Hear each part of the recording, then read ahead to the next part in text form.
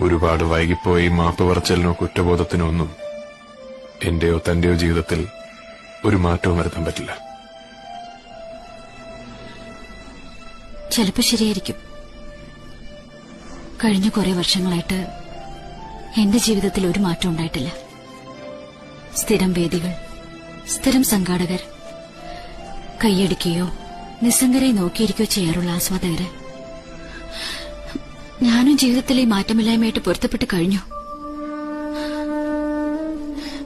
പക്ഷെ സുഖു, എന്റെയും തന്റെയും ജീവിതം രണ്ടു വഴിക്ക് തിരിച്ചുവിട്ട അതേ വിധി ഇപ്പൊ നമ്മൾ ഇവിടെ കൊണ്ടുവന്ന് നിർത്തിയിരിക്കുക.